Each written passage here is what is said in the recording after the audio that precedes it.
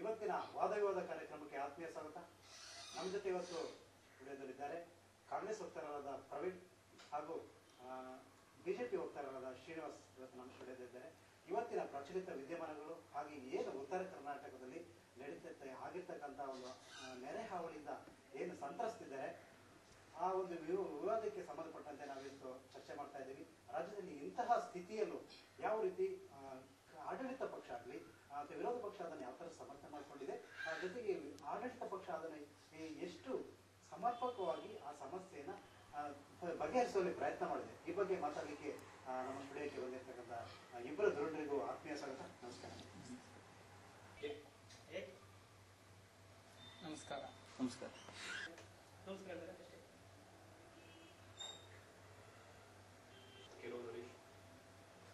ಈಗ ಕರ್ನಾಟಕ ರಾಜ್ಯದಲ್ಲಿ ಉತ್ತರ ಕರ್ನಾಟಕದಲ್ಲಿ ಸುಮಾರು 15 ಜಿಲ್ಲೆಗಳಿಗೆ ಹೆಚ್ಚು ಪ್ರದೇಶಗಳಲ್ಲಿ ಈಗಾಗಲೇ ನೆರೆ ಹಾವಳಿಯಿಂದ ಜನರು ತತ್ತರಿಸಿಕೊಂಡಿದ್ದಾರೆ. ಅದರ ಜೊತೆಗೆ ಎಲ್ಲೊಂದು ಕಡೆ ಪರಿಹಾರವನ್ನ ಕೊಟ್ಟಿದ್ದೀವಿ, ಅದು ಎಲ್ಲ ಸಮರ್ಪಕವಾಗಿ ನಾವು ಎಲ್ಲ ಪರಿಹಾರವನ್ನು ಕೊಡ್ತಾ ಇದ್ದೀವಿ ಅಂತ ಆಡಳಿತ ಪಕ್ಷ ಹೇಳುತ್ತೆ. ಆದರೆ ಸಮರ್ಪಕವಾಗಿ ಸಿಗದೆ ಅನ್ನಕ್ಕಾಗಿ ಕಿತ್ತಾಟ ಇನ್ನೂ ನಡೀತಾ ಇದೆ ಅನ್ನೋ ಸಹ ಅಲ್ಲಿ ಒಂದು ದೃಶ್ಯ ನಮ್ಮ ಮುಂದೆ ಕಣ್ಣು ಮುಂದೆ ಬರ್ತಾ ಇದೆ. ಓಕೆ ಪ್ರವೀಣ್, ಈ ಬಗ್ಗೆ ಈಗ ಸರಿಯಾಗಿ ಸಮರ್ಪಕವಾಗಿ ಪರಿಹಾರ ವಿತರಣೆ ಆಗಿದೆಯಾ? ಇಂಥ ಒಂದು ಸಂಕಷ್ಟ ಸ್ಥಿತಿಯಲ್ಲೂ ಸರ್ಕಾರ ಆಡಳಿತ ಪಕ್ಷ ಸರಿಯಾಗಿ ಸಮರ್ಪಕ ಪರಿಹಾರ ವಿತರಣೆ ಮಾಡಿ ಆ ಸಮಸ್ಯೆಯನ್ನ ಬಗೆಹರಿಸಲು ಪ್ರಯತ್ನ ಮಾಡ್ತಾ ಇದೆಯಾ, ಹೇಗೆ? ನೋಡಿ ಹರೀಶರೇ, ಈಗ ಈ ಬಿಜೆಪಿ ಸರ್ಕಾರ ಬೀದಿಗಿಳಿದು ಅಲ್ಲಿ ಒಂದು ಜನಗಳಿಗೋಸ್ಕರ ಬೀದಿಯಲ್ಲಿ ಇಳಿದು ಎಲ್ಲರ ಹತ್ರ ಈ ರೊಟ್ಟಿ ಅನ್ನ ಆ ರೀತಿ ಎಲ್ಲ ಇದ್ ಮಾಡ್ಕೊಂಡು ಬಿಜಾಪುರ ಹಲವಾರು ಯಾವ ತರ ಇದೆ ಅಂತ ಬೇರೆ ಸಂತ್ರಸ್ತರಿಗೆ ಯಾವ ತರ ಒಂದು ಆಡಳಿತ ಪಕ್ಷ ಸಮರ್ಪಕ ಸ್ಪಂದಿಸ್ತಾ ಇದೆ, ಏನು ಸ್ಪಂದಿಸ್ತಾ ಇದೆ ಅನ್ನೋದಕ್ಕಿಂತ ಅವರಿಗೆ ಅದೇ ಈಗ ಅವ್ರಿಗೆ ಹೋಗ್ಬಿಟ್ಟು ಅದು ತಲುಪತ್ತ ಅನ್ನೋದು ಒಂದಷ್ಟೇ ಪ್ರಶ್ನೆ. ಈಗ ಸ್ಥಳಗಳ ಪರಿಶೀಲನೆ ಮಾಡಿ ಸಮರ್ಪಕವಾಗಿ ಯಾವ ತರ ಪರಿಹಾರವನ್ನು ಕಾರ್ಯವನ್ನು ಮುಗಿಸಿದಾರ ಅಧಿಕಾರಿಗಳು ಅಲ್ಲ ಸ್ಥಳದಲ್ಲಿ ಪರಿಶೀಲನೆ ಮಾಡ್ತಾ ಇದ್ದಾರಾ? ಆ ಒಂದು ವರದಿಯನ್ನು ಆಡಳಿತ ಸರ್ಕಾರಕ್ಕೆ ತಲುಪಿಸ್ತಾ ಇದ್ದಾರಾ? ಈ ಒಂದು ಏನು ಈ ತಲುಪಿಸ್ತಾ ಇರ್ತಕ್ಕಂಥ ಪರಿಶೀಲನೆ ವರದಿ, ಆ ಪರಿಶೀಲನಾ ವರದಿ ಸಮರ್ಪಕವಾಗಿ ಅಲ್ಲಿ ಜನರಿಗೆ ಒಂದು ಪರಿಹಾರ ವಿತರಣೆಯಾಗಿ ಅವರ ಪಾಲಿಗೆ ಸೇರುತ್ತಾ? ಹೇಗೆ ಸಾಧ್ಯನಾ ಇದು? ಸಾಧ್ಯ ಅಂತ ನಾವ್ ಹೇಳೋದ್ಕಿಂತ ಜನಗಳು ಹೇಳ್ಬೇಕು. ಜನಗಳು ಈ ತರ ಕ್ರಮ ಕೈಗೊಳ್ಳಲು ಬಿಜೆಪಿ ಯಶಸ್ವಿ ಆಗಿದೆಯಾ ಅಥವಾ ವಿಫಲವಾಗಿದೆಯಾ? ಈ ರೀತಿ ಹೇಳಕ್ ನಮ್ಗೆ ಸಾಧ್ಯವಿಲ್ಲ. ಯಾಕಂದ್ರೆ ಹೀಗವರು ನೀವು ವಿರೋಧ ಪಕ್ಷವಾಗಿ ತಾವು ಏನ್ ಹೇಳ್ತೀರಾ? ಆಡಳಿತ ಪಕ್ಷ ಬಿಜೆಪಿ ಸರ್ಕಾರ ಈಗಾಗಲೇ ಪರಿಹಾರ ವಿತರಣೆ ಕಡೆಗೆ ಸಮರ್ಪಕವಾಗಿ ಮಾಡ್ತಾ ಇದೆ, ಜನರ ನೋವಿಗೆ ಸ್ಪಂದಿಸ್ತಾ ಇದೆ ಅನ್ನೋದು ನಿಮ್ಮ ವಾದನೆ ಏನು? ಟಿವಿಯ ಮುಖಾಂತರ ನೋಡಕ್ ಹೋದ್ರೆ ಬಿಜೆಪಿ ಸರ್ಕಾರ ಒಂದು ಜನಗಳಿಗೆ ಸ್ಪಂದನೆ ಮಾಡ್ತಾ ಇದೆ ಅಂತ ಜನಗಳು ನಂಬೋದಷ್ಟೇ. ಆದ್ರೆ ಈ ನಮ್ಮ ಕಾಂಗ್ರೆಸ್ ಪಕ್ಷ ಯಾವುದೇ ಕಾರಣಕ್ಕೂ ನಂಬೋದಿಲ್ಲ. ಯಾಕಂದ್ರೆ ಈಗ ಒಟ್ಟಾರೆಯಾಗಿ ಪರಿಹಾರ ವಿತರಣೆಯನ್ನ ಸರಿಯಾಗಿ ಮಾಡ್ತಾ ಇಲ್ಲ, ಅವ್ರ ಜನರಿಗೆ ನೋವಿಗೆ ಸ್ಪಂದಿಸ್ತಾ ಇಲ್ಲ.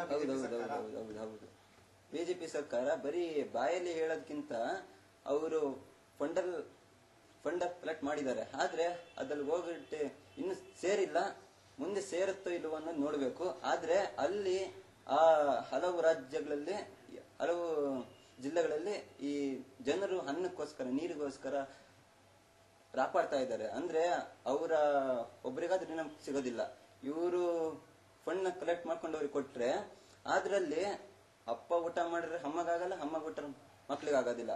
ಈ ರೀತಿ ಸಮರ್ಪಕವಾಗಿ ಅವ್ರಿಗೆ ಪರಿಹಾರವನ್ನು ವಿತರಣೆ ಮಾಡ್ಲಿಕ್ಕೆ ಜೊತೆಗೆ ಅವರ ನೋವಿಗೆ ಸ್ಪಂದಿಸಲಿಕ್ಕೆ ಎಲ್ಲೋ ಒಂದ್ ಕಡೆ ಬಿಜೆಪಿ ಸರ್ಕಾರ ವಿಫಲವಾಗಿದೆ ಅಂತಕ್ಕಂಥ. ಓಕೆ ಶ್ರೀನಿವಾಸ್, ಈಗ ಏನ್ ನಡೀತಾ ಇದೆ ಪರಿಹಾರ ವಿತರಣೆ ಮಾಡ್ಲಿಕ್ಕೆ ಸಂಪೂರ್ಣವಾಗಿ ಬಿಜೆಪಿ ಸರ್ಕಾರ ವಿಫಲವಾಗಿದೆ ಅನ್ನೋದು ಕಾಂಗ್ರೆಸ್ ಆರೋಪ. ಒಟ್ಟಾರೆ ಹೇಳಿ, ಯಾವ ತರ ಸ್ಪಂದಿಸ್ತಾ ಇದ್ದೀರಾ ಅಥವಾ ಏನು? ಅಲ್ಲ, ನಾವು ಒಂದು ಆಡಳಿತಾರೂಢ ಪಕ್ಷವಾಗಿ ನಾವು ಜನಗಳಿಗೆ ಏನ್ ಮಾಡ್ತಾ ಇದೀವಿ ಅಂತ ಈಗ ಮಾಧ್ಯಮಗಳ ಮುಖಾಂತರ ಆಗ್ಲಿ ಜನಗಳಿಗೆ ಗೊತ್ತಾಗಿದೆ. ಯಾಕಂದ್ರೆ ನೆರೆ ಹಾವಳಿ ಅನ್ನೋದು 1 ಅಥವಾ 2 ತಾಲೂಕು ಆಗಿಲ್ಲ, ಸುಮಾರು ಉತ್ತರ ಕರ್ನಾಟಕದ ಎಲ್ಲ ಪ್ರತಿಯೊಂದು ಜಿಲ್ಲೆಗೂ ಆವರಿಸಿದೆ. ಅದು ಸಾಮಾನ್ಯವಾಗಿ ಬರಗಾಲ ಪೀಡಿತ ಪ್ರದೇಶ. ನಾವಿಂದೆ ಇವ್ರು ಹೇಳ್ದಾಗೆ ಸ್ಪಂದಿಸ್ತಾ ಇಲ್ಲ, ದುಡ್ಡು ಕಲೆಕ್ಟ್ ಮಾಡ್ತಾ ಇದೆ, ಬಟ್ ಅವ್ರಿಗೂ ಸೇರುತ್ತಾ ಇಲ್ಲ ಅಂತ ಅವರ ಒಂದಿದು. ಬಟ್ ಅದು ನೆರೆಹಾವಳಿ. ನಾವು ಹಿಂದೆ 1 ವರ್ಷದ ಹಿಂದೆ ನಾವು ನೆರೆಹಾವಳಿ ಆಗಿದ್ ಮುಂಚೆ ಬರಗಾಲ ಅದು ಆಗ ಕೇಂದ್ರ ಸರ್ಕಾರಕ್ಕೆ ನಾವು ಮನವಿ ಕೊಟ್ವಿ, ನಮ್ಗೆ ಬರಗಾಲ ಇದೆ, ಆದ್ರಿಂದ ನಮ್ಗೆ ಏನು ಸಹಾಯ ಮಾಡಿ, ನಿಮ್ಗೆ ಬರ ಪರಿಹಾರಕ್ಕೆ ನಿಧಿ ಕೊಡಿ ಅಂತ. ಬಟ್ ಈಗ ಅದೇ ಏನೋ ಪ್ರಕೃತಿ ಅತಿವೃಷ್ಟಿಯಿಂದ ನೆರೆಹಾವಳಿ ಬಂದು ಸುಮಾರು ಬರಗಾಲ ಇರೋಂತ ಪ್ರದೇಶಗಳೇ ತುಂಬಾ ಜಲಪ್ರಳಯ ಉಂಟಾಗಿದೆ. ಆದ್ರೂ ಈ ನೋವಲ್ಲಿ ಇರ್ತಕ್ಕಂಥ ಜನರಿಗೆ ಕನಿಷ್ಠವಾಗಿಯೂ ಸಹಕರಿಸ್ತಾ ಇಲ್ಲ, ಈ ನೋವಿಗೆ ಸ್ಪಂದಿಸ್ತಾ ಇಲ್ಲ, ಜನರು ಹಾಗೆ ಇದ್ದಾರೆ, ಈ ತರದೆಲ್ಲ ಮಾತುಗಳು.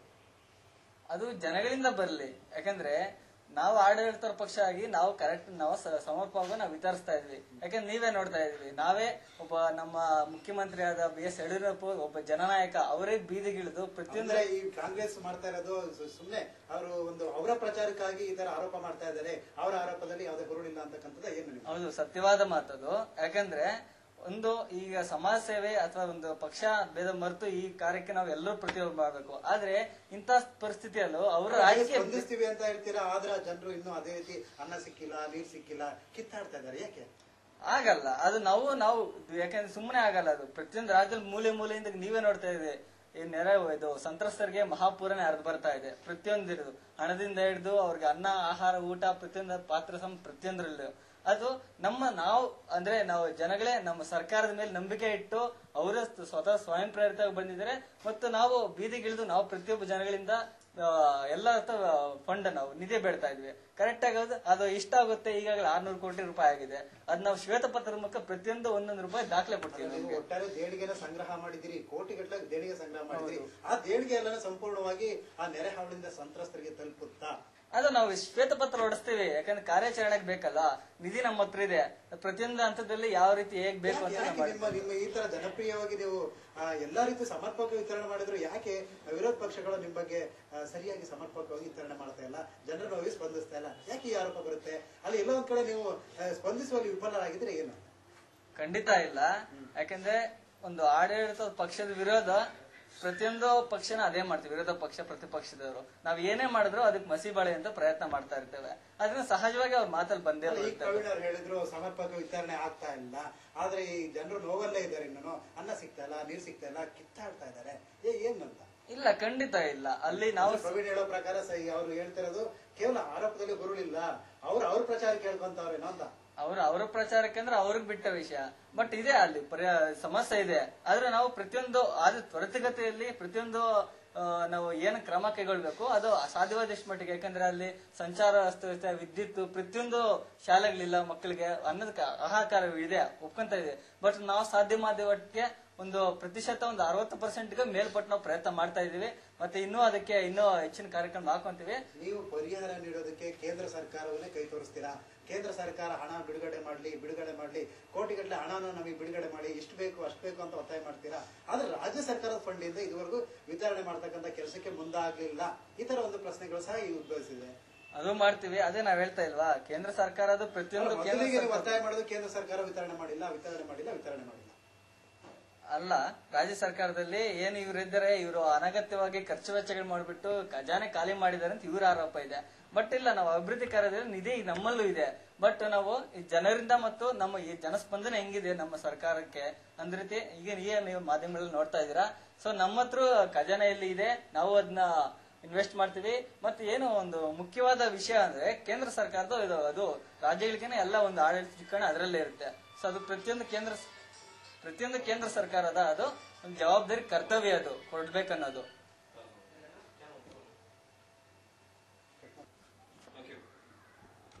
ಒಟ್ಟಾರೆಯಾಗಿ ಹೇಳ್ತಾರೆ ಬಿಜೆಪಿ ಸರ್ಕಾರ ನಾವು ಸಮರ್ಪಕವಾಗಿ ಪರಿಹಾರ ನಿಧಾನ ಮಾಡ್ತಾ ಇದೀವಿ, ಜೊತೆಗೆ ಎಲ್ಲರಿಗೂ ಸ್ಪಂದಿಸ್ತಾ ಇದೀವಿ ಅಂತ.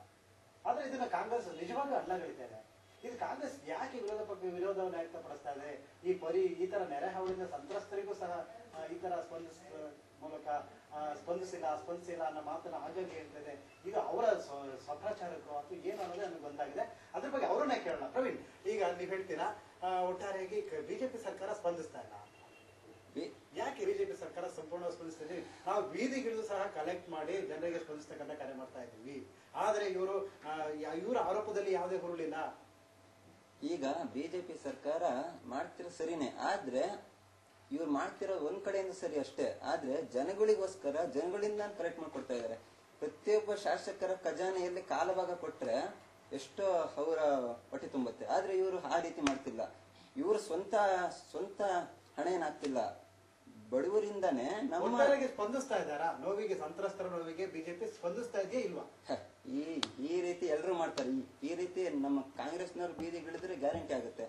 ಅದು ಬಿಜೆಪಿ ಸರ್ಕಾರದಿಂದ ಮಾತ್ರ ಅಂತಲ್ಲ. ಆದ್ರೆ ಬಿಜೆಪಿ ಸರ್ಕಾರ ಇವತ್ತು ಆಡಳಿತ ಮಾಡ್ತಾ ಇದೆ. ಆಡಳಿತ ಮಾಡ್ತಾ ಇದೆ ಅಂದ್ರೆ ಪ್ರತಿಯೊಬ್ಬರ ಖಜಾನೆ ತುಂಬಿರುತ್ತೆ. ಅಂತ ಟೈಮಲ್ಲಿ ಅವರ ಒಂದು ಸ್ವಂತ ಕಾಸು ಹಾಕಿದ್ರೆ ಮುಂದೆ ನಮ್ಮ ಈ ಜನಗಳ ಒಲಮೆ ಗೆಲ್ಲಿಸ್ಕೊಂಡು ನೋವಿಗೆ ಸ್ಪಂದಿಸ್ತಾ ಇದೆಯಾ ಇಲ್ವಾ? ಸ್ಪಂದಿಸ್ತಾ ಇದೆ. ಆದ್ರೆ ನಮ್ಮ ವಿರೋಧ ಪಕ್ಷದಿಂದ ಅದನ್ನ ನಾವು ಸರಿ ಅಂತ ಹೇಳಲ್ಲ. ಒಪ್ಕೊಳ್ಳಲ್ಲ ಅದನ್ನ. ಯಾಕೆ ಅಂದ್ರೆ ವಿರೋಧ ವ್ಯಕ್ತಪಡಿಸ್ತೀರಾ? ಆದ್ರೆ ಅವ್ರು ಮಾಡ್ತಿರೋದು ಅದೇ. ಏನೋ ನೆರೆ ಸಂತ್ರಸ್ತ ನೋವು ಇಟ್ಕೊಂಡು ನೀವು ಆಡಳಿತ ಪಕ್ಷ ವಿರೋಧ ಪಕ್ಷ ಕಿತ್ತಾಟ ಮಾಡೋದು ಎಷ್ಟು ಸರಿ?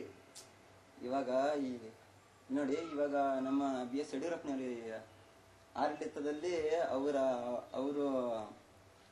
ಅವರ ಒಂದು ಆಸ್ತಿನ ಲೆಕ್ಕ ಹಾಕಕ್ಕಾಗೋದಿಲ್ಲ. ಅದರಲ್ಲಿ ಅವರ ಶಾಸಕರೆಲ್ಲ ಅವ್ರ ಹೆಸರಲ್ಲಿ ಬೇಕಾದಷ್ಟು ಮಾಡ್ಕೊಂಡ್ಬಿಟ್ಟಿದ್ದಾರೆ. ತಮ್ಮ ಪಕ್ಷದ ಶಾಸಕರಿದ್ದಾರೆ, ತಮ್ಮ ಪಕ್ಷ ಶಾಸಕರು ಕೈ ಕಟ್ಟಿ ಕುಳಿತಿದ್ದೀರಾ. ನಮ್ಮಲ್ಲಿ ಇನ್ನೂ ಅಧಿಕಾರಕ್ಕೆ ಬಂದಿಲ್ಲ. ರಾಜ್ಯ ಸರ್ಕಾರದಲ್ಲಿ ನಮ್ಮ ಪಕ್ಷ ಇನ್ನೂ ಅಧಿಕಾರಕ್ಕೆ ಬಂದಿಲ್ಲ. ಅವರ ಪಕ್ಷ ಬಿಜೆಪಿ ಶಾಸಕರೆಲ್ಲ ಹೇಳಿದ್ದಾರೆ ತಮ್ಮ 1 ತಿಂಗಳ ವೇತನವನ್ನ ಕೊಡ್ತೀವಿ ಅಂತ. ಅದೇ ರೀತಿ ಕೆಲವು ಶಾಸಕರು ಅವರವರೇ ಸ್ವಯಂ ಪ್ರೇರಿತರಾಗಿ ಹೇಳ್ತಾ ಇದ್ದಾರೆ. ಈಗ ಒಟ್ಟಾರೆ ನೀವು ಹೇಳೋದೇನಂದ್ರೆ ಸ್ಪಂದಿಸ್ತಾ ಇಲ್ಲ, ನೋವಿಗೆ ಸ್ಪಂದಿಸ್ತಾ ಇಲ್ಲ. ಏನು ಈ ಸ್ಪಂದಿಸಿದ್ರು ಸ್ಪಂದಿಸ್ತಾ ಇಲ್ಲ ಅಂತ ನೀವು ಆರೋಪ ಮಾಡ್ತೀರೋ ಅಥವಾ ಅದರಲ್ಲಿ ಸತ್ಯ ಇದೆ ಏನು?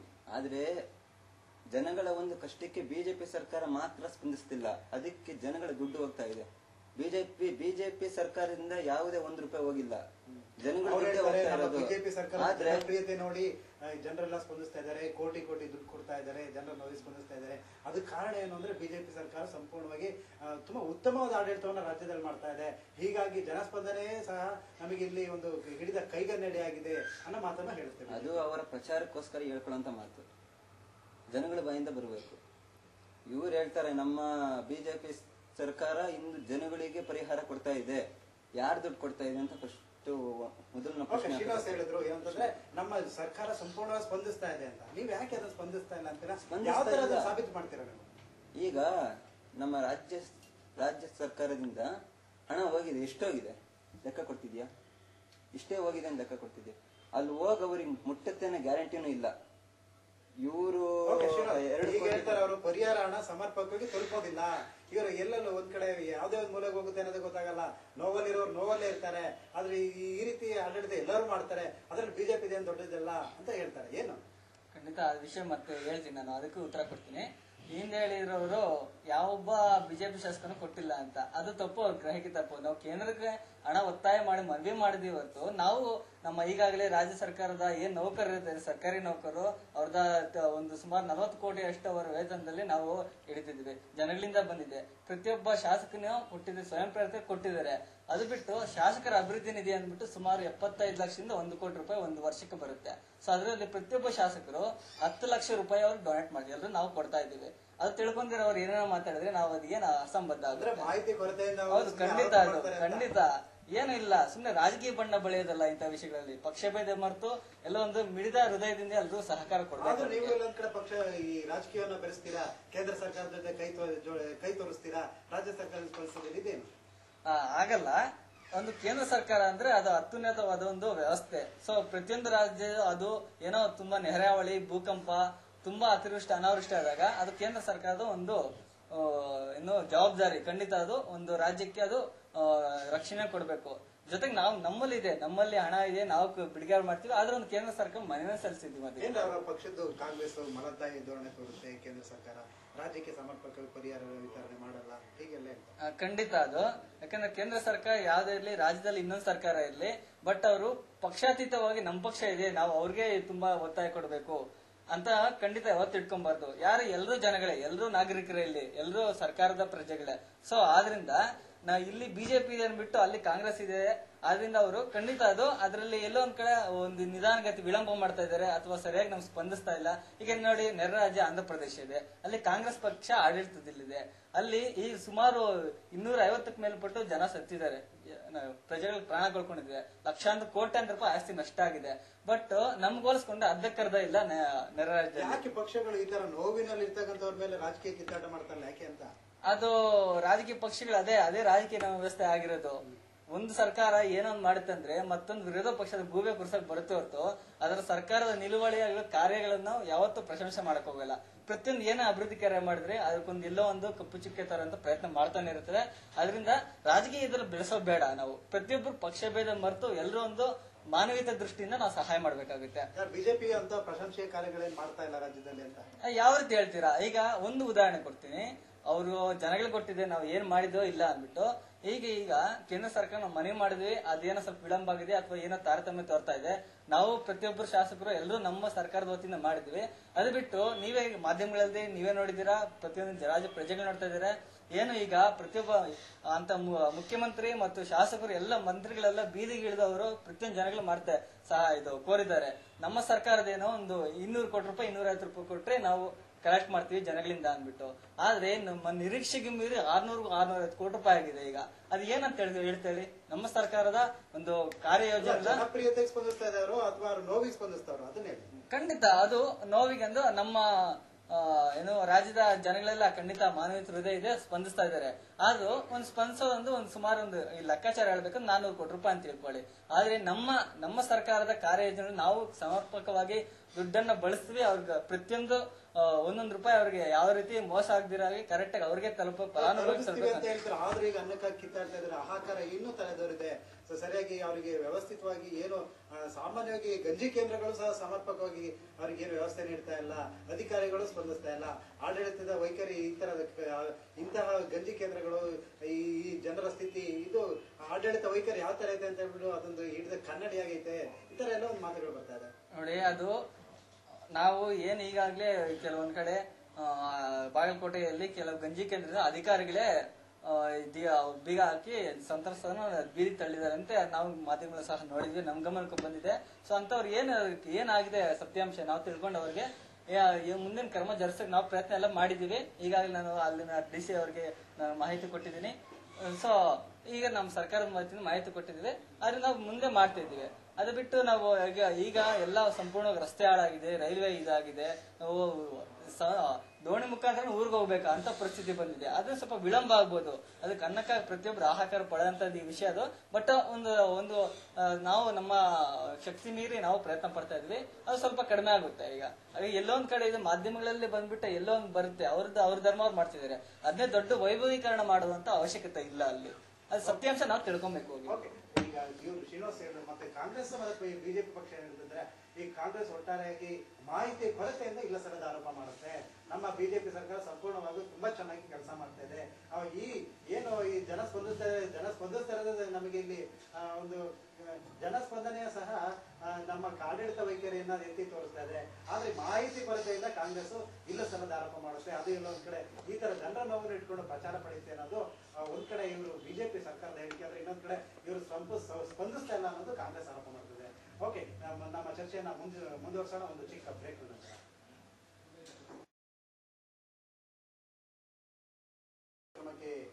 ಮತ್ತೊಮ್ಮೆ ಬ್ರೇಕ್ ನಂತರ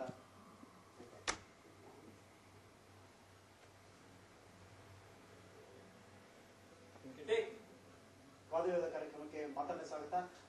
ನಮ್ಮ ಕಾಂಗ್ರೆಸ್ ವಕ್ತಾರರು ಮತ್ತು ಬಿಜೆಪಿ ವಕ್ತಾರರು ನಮ್ಮ ಜೊತೆ ಇದ್ದಾರೆ. ಅವ್ರು ಹೇಳ್ತಾ ಇದ್ರು ಮತ್ತೆ ಅವರೊಂದಿಗೆ ಚರ್ಚೆಯನ್ನು ಮುಂದುವರ್ಸೋಣ. ಓಕೆ, ಈಗ ಇವ್ರು ಹೇಳ್ತಾರೆ ಮಾಹಿತಿ ಕೊರತೆಯಿಂದ ಈ ತರ ಒಂದು ಕಾಂಗ್ರೆಸ್ ಆರೋಪವನ್ನು ಮಾಡ್ತಾ ಇದೆ.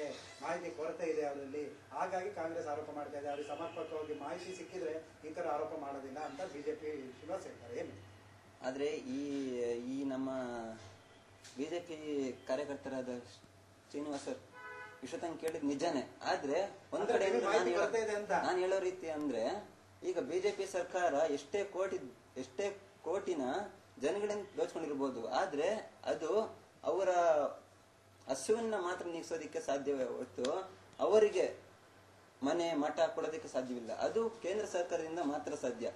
ಈ ಬಿಜೆಪಿ ಸರ್ಕಾರ ಎಷ್ಟೇ ದುಡ್ಡನ್ನು ತಗೊಂಡೋಗಿ ಅವ್ರಿಗೆ ಕೊಟ್ರು ಕೇಂದ್ರ ಸರ್ಕಾರಕ್ಕೆ ದುಡ್ಡನ್ನು ಕೇಳ್ತಾ ಇದೆ. ಏನಕ್ಕೆ? ಕೇಂದ್ರ ಸರ್ಕಾರ ಇಂದು ಭಾರತವನ್ನು ಆಳ್ತಾ ಇರುವಂತ ಒಂದು ಪಕ್ಷ. ಅದು ಗಾಂಧಿ ವಂಶದಲ್ಲಿ ನಮ್ಮ ಇಂದಿರಾ ಗಾಂಧಿ ಆಗಿರ್ಬೋದು,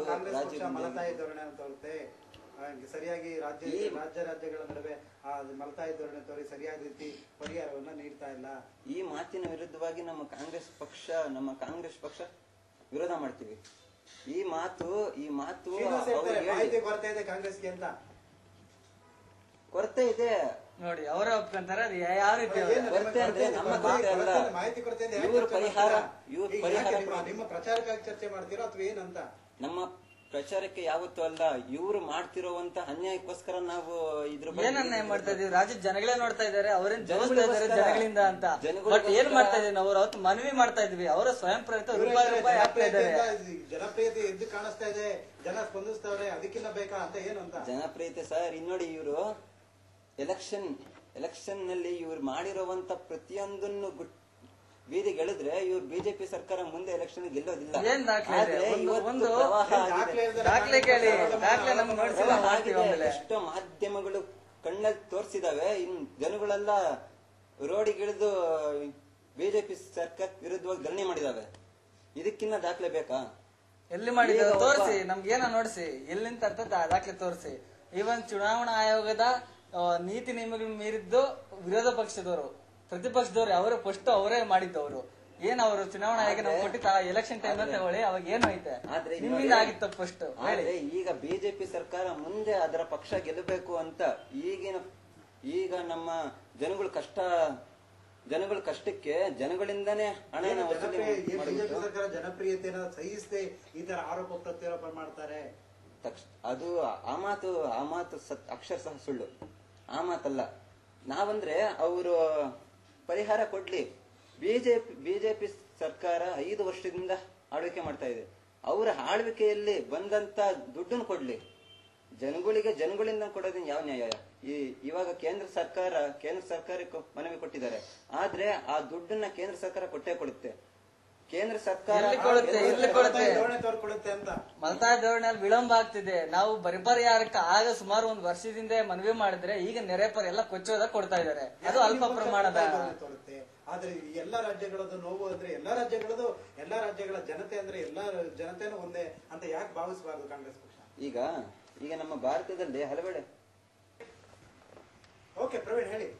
ನಿಮ್ಮ ಪಕ್ಷ ಆರೋಪ ಮಾಡ್ತಾ ಇದೆ, ಆದ್ರೆ ಆರೋಪವನ್ನ ಇವ್ರು ತಳ್ಳಲಾಗ್ತಾ ಇದಾರೆ. ಅದರಲ್ಲಿ ಖಂಡಿತವಾಗೂ ಒಂದು ಎಳ್ಳಷ್ಟು ಸತ್ಯ ಇಲ್ಲ.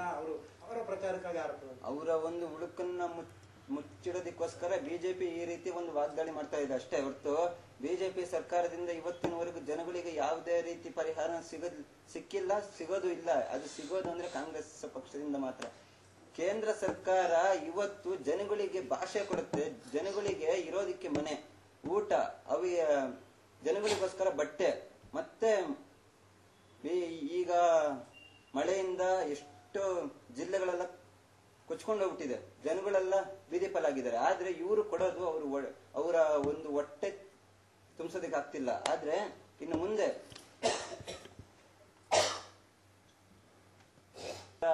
ಈಗ ಅವರ ಒಂದು ಬಿಜೆಪಿ ಈಗ ಮುಂದಿನ ಎಲೆಕ್ಷನ್ ಗೆಲ್ಲೋದಕ್ಕೋಸ್ಕರ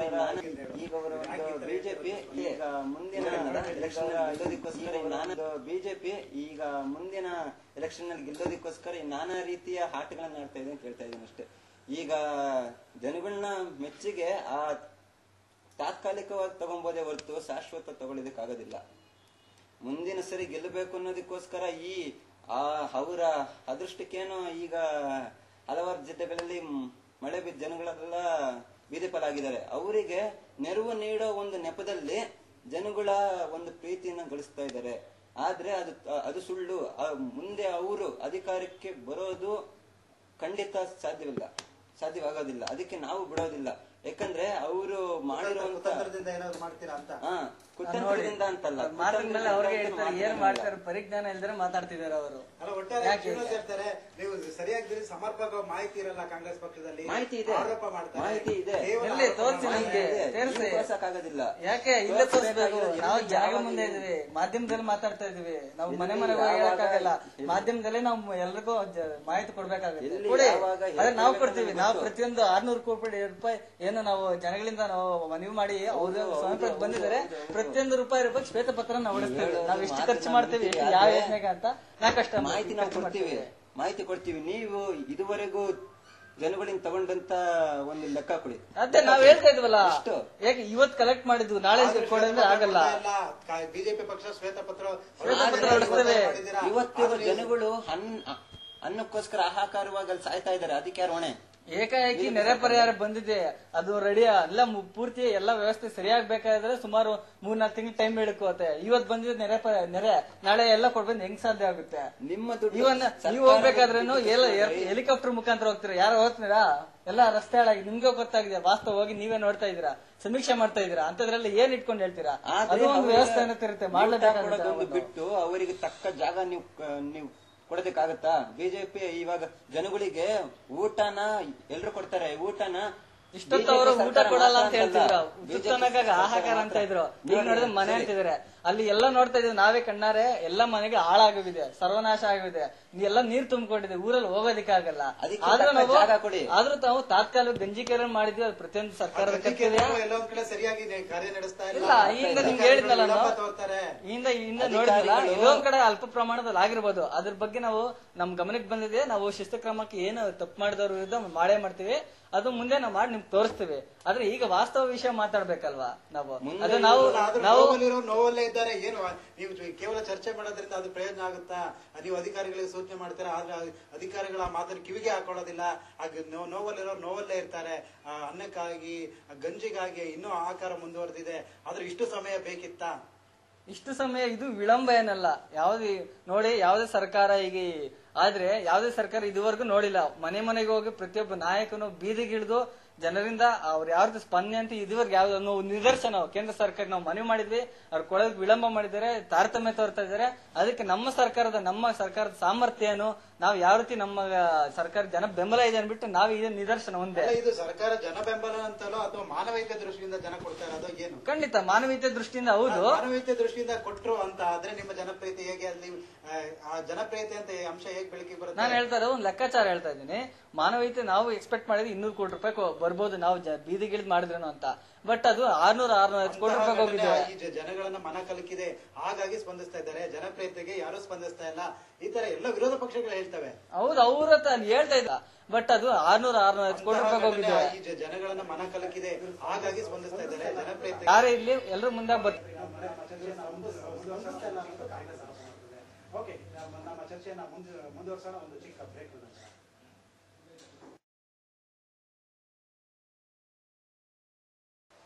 ಬ್ರೇಕ್ ನಂತರ ವಾದವಿವಾದ ಕಾರ್ಯಕ್ರಮಕ್ಕೆ ಮತ್ತೊಮ್ಮೆ ಸ್ವಾಗತ. ಬನ್ನಿ, ಈ ಕಾಂಗ್ರೆಸ್ ಮತ್ತು ಬಿಜೆಪಿ ಬ್ರೇಕ್ ನಂತರ ವಾದವಿವಾದ ಕಾರ್ಯಕ್ರಮಕ್ಕೆ ಮತ್ತೊಮ್ಮೆ ಸ್ವಾಗತ. ಬನ್ನಿ, ಈ ಕಾಂಗ್ರೆಸ್ ಮತ್ತು ಬಿಜೆಪಿ ಏನ್ ಹೇಳ್ತಾರೆ, ಪಕ್ಷಗಳಲ್ಲಿ ಪರಿಸ್ಥಿತಿ ಬಗ್ಗೆ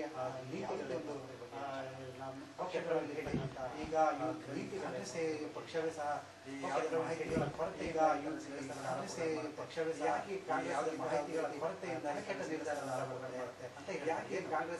ಕಾಂಗ್ರೆಸ್ ಯಾವತ್ತೂ ಹಿಡಿವಿಲ್ಲ. ಇವರ ಒಂದು ಕಾರಣಕ್ಕೋಸ್ಕರ ಇವರ ಕಾಂಗ್ರೆಸ್ ಯಾವೊಂದು ಹಿಡಿವಿಲ್ಲ. ಇವರ ಒಂದು ಕಾರಣಕ್ಕೋಸ್ಕರ ಇದೇ ರೀತಿ ಮಾಡ್ಕೊಂಡು ಹೋದ್ರೆ ಮುಂದೆ ಆಗೋ ಪರಿಣಾಮಕ್ಕೆ ಕಾಂಗ್ರೆಸ್ ಅದನ್ನು ಇದೇ ರೀತಿ ಮಾಡ್ಕೊಂಡ್ರೆ ಮುಂದೆ ಆಗೋ ಪರಿಣಾಮಕ್ಕೆ ಕಾಂಗ್ರೆಸ್ ಆರೋಪ ಮಾಡ್ತಾರೆ ಅನ್ನೋದು ಕೆಲಸ. ಆರೋಪ ಮಾಡ್ತಾರೆ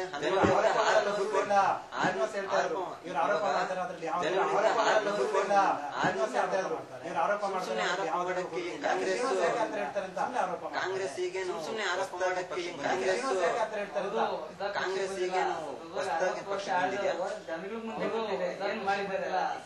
ಏನು ಮಾಡಿದ್ದಾರೆ? ಈ ನಮ್ಮ ದೇಶ ಮುಂದುವರಿಬೇಕಂದ್ರೆ ಕಾಂಗ್ರೆಸ್ ಪಕ್ಷದಿಂದ ಮಾತ್ರ. ಏನು ಮಾಡಿದ್ದಾರೆ? ಈ ನಮ್ಮ ದೇಶ ಮುಂದುವರಿಬೇಕಂದ್ರೆ ಕಾಂಗ್ರೆಸ್ ಪಕ್ಷದಿಂದ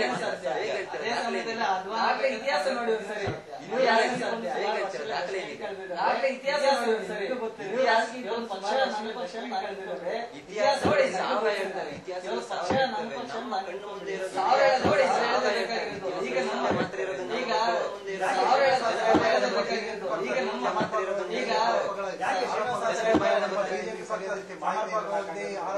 ಈಗ ಬಿಜೆಪಿ ಆಡಳಿತ ಪಕ್ಷದಲ್ಲಿದೆ, ಕಾಂಗ್ರೆಸ್ ಈಗ ಆದರೆ ಬಿಜೆಪಿ ಕಾಂಗ್ರೆಸ್ ಪಕ್ಷ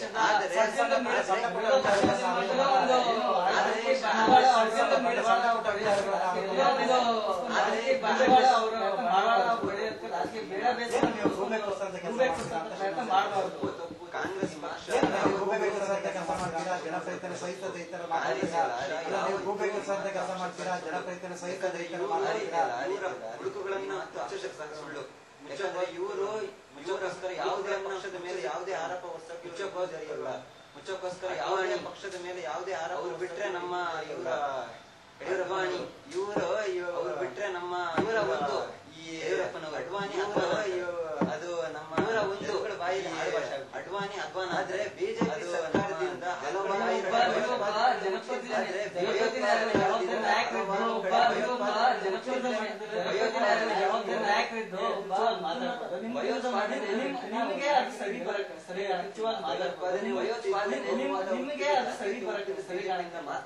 ನೀವು ಬಣ್ಣ ಅದಕ್ಕೆ ಬಣ್ಣ ಪಟ್ಟ ಅಣೆಪಟ್ಟಿ ಕಟ್ಟಿದ್ರು ಕೂಡ ಬಣ್ಣ ಹಚ್ಚಿ ಅಣೆಪಟ್ಟಿ ಬಣ್ಣ ಅದಕ್ಕೆ ಬಣ್ಣ ಪಟ್ಟ ಅಣೆಪಟ್ಟಿ ಕಟ್ಟಿದ್ರು ಕೂಡ ಬಣ್ಣ ಹಚ್ಚಿ ಅಣೆಪಟ್ಟಿ ಜಾತ್ಯತೀತ ವ್ಯವಸ್ಥೆ ಒಳಗೆ ಶುರು ಮಾಡಿದೆ ಮತ್ತೆ ನೀವು ಆರೋಪ ಮಾಡ್ತಾ ಇದ್ದೀರಾ ಜಾತ್ಯತೀತ ವ್ಯವಸ್ಥೆ ಒಳಗೆ ಶುರು ಮಾಡಿದೆ ಅಂದ್ಬಿಟ್ಟು ನೀವು ಆರೋಪ ಮಾಡ್ತಾ ಇದ್ದೀರಾ ಎಲ್ಲ ಮಾಹಿತಿಗಳಿರುತ್ತೆ ಬಿಜೆಪಿ ಸರ್ಕಾರ ಎಲ್ಲ ಮಾಹಿತಿಗಳಿರುತ್ತೆ ಬಿಜೆಪಿ ಸರ್ಕಾರ ಇಲ್ಲ ಅವಘಡಗಳು ಅಧ್ವಾನಗಳು ಮಾಡ್ಕೊಂಡು ಕಾಂಗ್ರೆಸ್ ಹೋಗ್ತಾರೆ ಮಾಹಿತಿ ಇಲ್ಲ ಹಾಗೆ ಯಾಕೆ ನಿಮ್ಗೆ ಮಾಹಿತಿ ನಮ್ಮ ಕಾಂಗ್ರೆಸ್ ಹೋಗ್ತಾರೆ ಅಂತ ಪ್ರವೀಣ್ ಹೇಳ್ತಾರೆ ಬಿಜೆಪಿ ಯಾಕೆ ನಿಮ್ಗೆ ಈ ಕಾಂಗ್ರೆಸ್ ತಾಲೂಕಿನ ಬಿಜೆಪಿ ಶ್ರೀನಿವಾಸ್ ಹೇಳ್ತಾರೆ ಈ ಕಾಂಗ್ರೆಸ್ ಮಾತ್ರ ಈ ರೀತಿ ಬಿಜೆಪಿ ಪಕ್ಷ ನಮ್ಮ ಪಕ್ಷ ಮಾತ್ರ ಪಕ್ಷ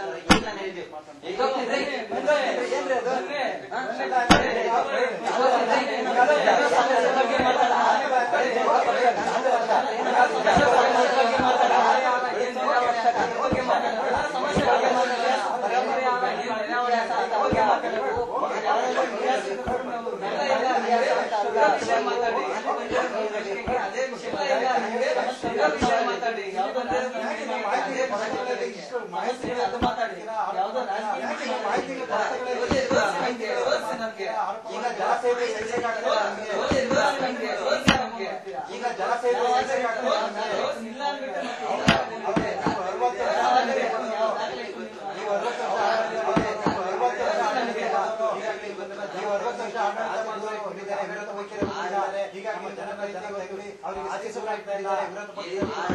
ಜನಗಳಿಂದ ಕೇಳಿ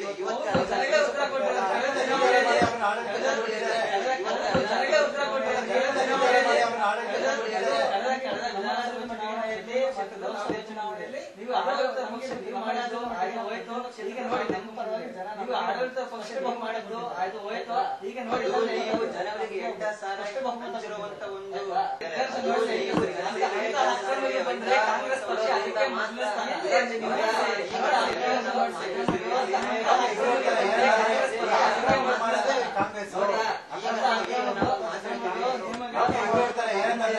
ಆಕ್ರಮಗಳು ಮಾಡದೆ ಕಾಂಗ್ರೆಸ್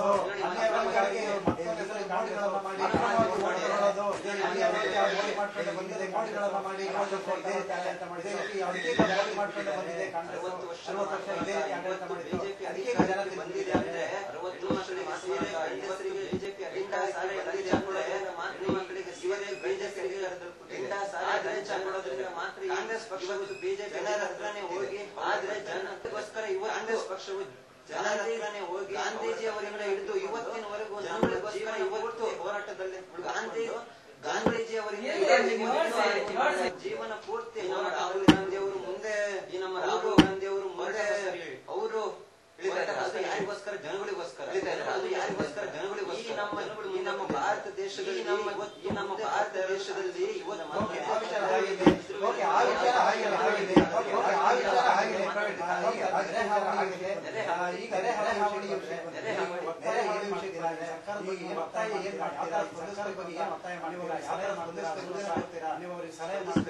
ಇವರ ಒಂದು ಮೂಟೆನ ಸ್ಪಂದಿಸಬೇಕು ಅಂದ್ರೆ ಇವರ ಒಂದು ಮೂಟೆನ ಕಳುಹಿಸಬೇಕು ಅಂತ ಹೇಳ್ತಾ ಇದ್ದೀನಿ ಅಷ್ಟೇ.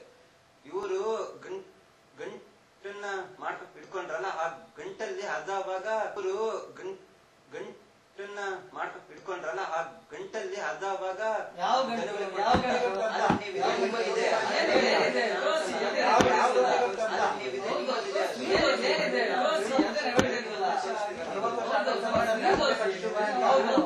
ಅಷ್ಟು ವರ್ಷ ಆಡಳಿತ ನೀವೇ ಮಾಡಿದ್ದೀರಾ ಅದು ಒಂದು ಸಂಸ್ಕಾರ ಅದು ಕಾಂಗ್ರೆಸ್ ಪಕ್ಷಕ್ಕೆ ಅದು ಒಂದು ಸಂಸ್ಕಾರ ನಂಬ್ಕೊಡ್ಬೇಡಿ ಮಾಧ್ಯಮದ ಮುಂದೆ ನೀವು ಹೇಳಿ ಏನ್ ದಾಖಲೆ ನಿಮ್ಗೆ ಆರೋಪ ಮಾಡಿದ್ರೆ ಏನ್ ನಿಮ್ಗೆ ದಾಖಲೆ ಅವರಿಗೆ ಕಾಸು ಜನಗಳಿಗೆ ಕಾಸು ಹೋಗಿದೆ ಅಂತ ಏನ್ ದಾಖಲೆ ಇದೆ? ಹೌದು, ನಾವು ಶ್ವೇತಪತ್ರ ಹೊಡಿಸ್ತೀವಿ. ನಾವು ಮುಂದಿನ ದಿನಗಳಲ್ಲಿ 2 ಹೊಡಿಸ್ತಾರ್ರಿ. ಹೆಂಗೆ ರೂಪಾಯಿ ನಾವು ಹೇಳ್ತೀವಿ. ದಾಖಲೆ ಹೆಂಗಿದೆ? ದಾಖಲೆ ತೋರಿಸ್ತೀವಲ್ಲ. ಜನಗಳು ಇವತ್ತು ಅಲ್ಲಿ ಗಂಜಿಗೋಸ್ಕರ ಸಾಯ್ತಾ ಇದಾರೆ, ಆದ್ರೆ ನಿಮ್ಮಿಂದ ಅವ್ರಿಗೆ ಏನ್ ಹೋಗಿದೆ? 100 ಜನದಲ್ಲಿ ಯಾರೋ 2-3 ಮಾಡ್ತಾ ಇದಾರೆ ಅಂದ್ರೆ ಪ್ರತಿಯೊಂದು 15 ರಾಜಕೀಯ ಬಣ್ಣ ಬೆಳೆದು ನಿಮ್ ಬೇಡ ಬಯಸ್ಕೊಂಡು ಪ್ರಯತ್ನ ಪಡ್ಬೇಡಿ. ಅದ್ ವಿಷಯ ಆಗಿರ್ಲಿ. ನಾವು ನೀವೇನು ಆರೋಪ ಮಾಡ್ತಾರೆ ನಾವು ದಾಖಲೆ ಸಮೇತ ನಾವು ತೋರಿಸ್ತೀವಿ. ನಾವು ಹೋಗಿ ಶ್ವೇತಪತ್ರ ಹೊಡ್ತೀವಿ. ಪ್ರತಿಯೊಂದು ರೂಪಾಯಿ ನಿಮ್ಗೆ ಒಟ್ಟಾರೆಯಾಗಿ ಬಿಜೆಪಿ ಪಕ್ಷ ಯಾವ ಇವರ ಒಂದು ಸ್ವಂತ ಜನಗಳಿಂದ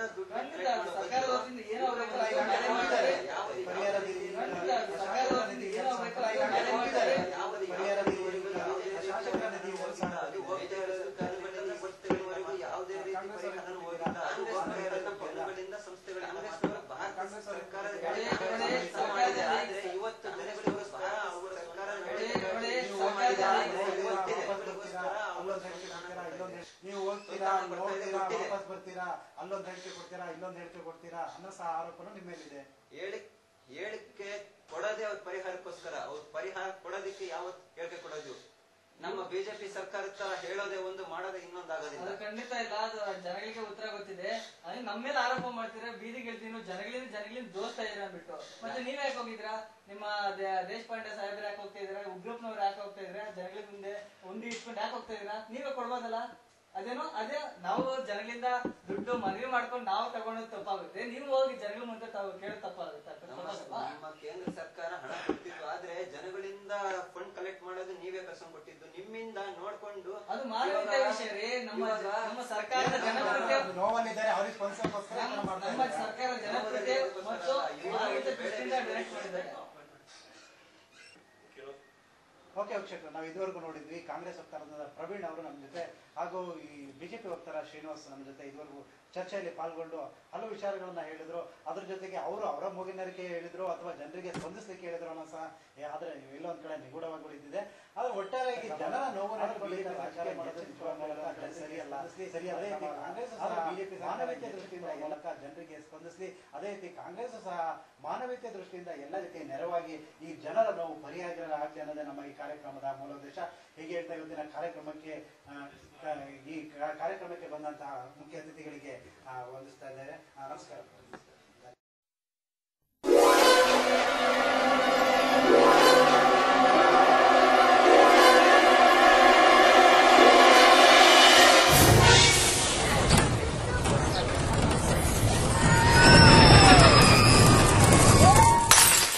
Silence, please.